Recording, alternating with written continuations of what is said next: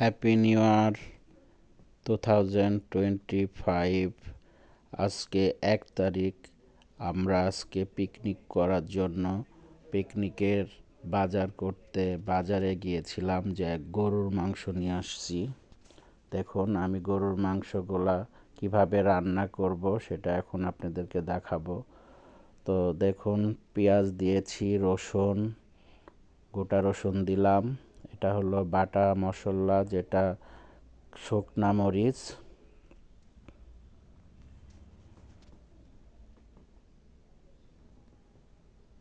তো আমি এখন দিয়ে দিব হলো আদা বাটা পরিমাণ মতো।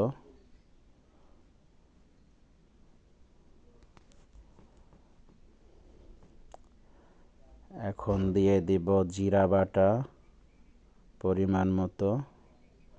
5 কেজি মাংস আছে এখানে।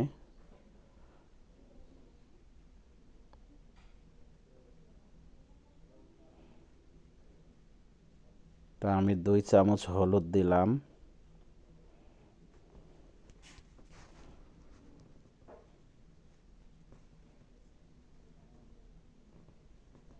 এখন আমি দিব সাদা এলাচ এবং কালো এলাচ, তেজপাতা, দারচিনি, লং সব কিছু দিয়ে দিলাম।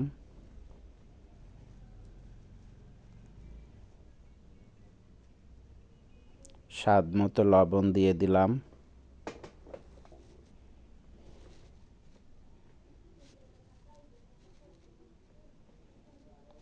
পরিমাণ মতো তেল দিয়ে দিচ্ছি।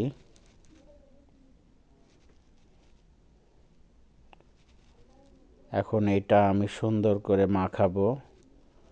মাখায় যদি গরুর মাংস রান্না করা হয় তাহলে গরুর মাংসর অনেক টেস্ট হয়।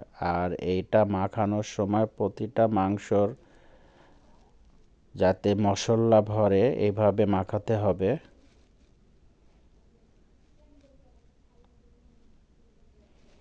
পুরাটা মাংস আমি 5 মিনিট ধরে মাখাবো, কারণ এটা 5 কেজি মাংস, অনেক সময় লাগে এটা মাখাইতে।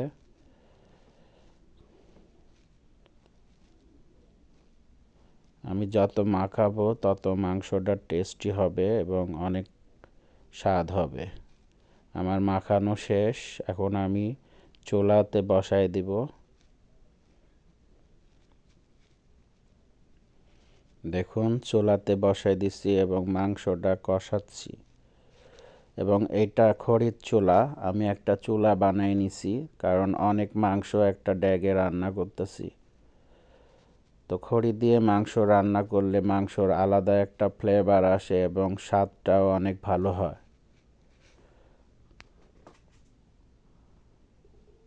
আর মাংসটা অনেক ভালোভাবে কষাতে হবে, কারণ এটা হলো লাল ভুনা।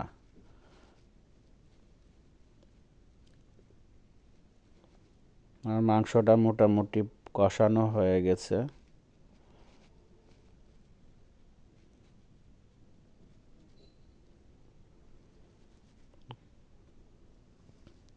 তো দেখুন, মাটির চুলা, এই যে আমি কাঠ দিয়ে চুলা জ্বালাইছি এবং শীতের সময় চুলার পাশে বসে থেকে রান্না করতে ভালোই লাগে।